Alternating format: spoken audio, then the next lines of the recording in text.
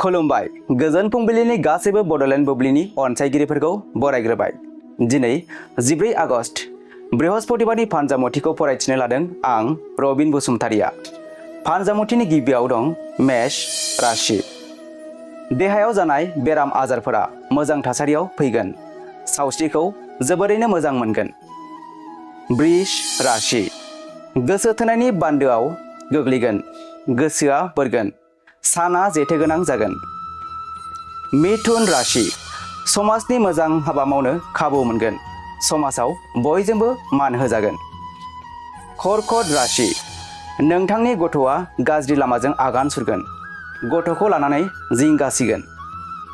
सिंह राशि। गोजौ सोलोंथाइ लानो नाजानायाव गावनि आंगोआनो हेंथा होगोन। साननायफोरा फेलें जागोन। कन्या राशि। खामानिफोरा मावब्लाबो जोबनाय नङा। देहाखौ जोबोरैनो खस्थ' मोनगोन। तुला राशि। नोंथांनि जाफुंसारनायाव बिसिनि सुखु फैगोन। न'खराव गोजोन फैगोन। वृश्चिक राशि। मोजां हाबाफारिफोराव बाहागो लाफानो हागोन। समाजाव बयजोंबो सिनायथि मोनगोन। धनु राशि।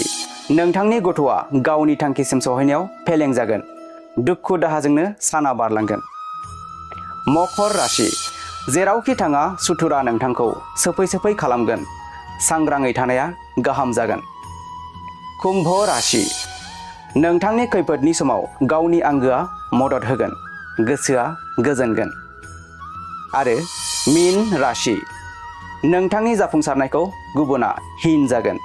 सुथुर सोमजिनो हागौ। दिनै सानसेनि राशि फरायथिनायाबो एसेनोसै। आसा खालामो नोंथांनि दिनैनि साना मोजाङै मोजां थांगोन। बेखौ बडलेण्ड बुब्लि नखरनिफ्राय मिजिंथिबाय। गोजोन्थों।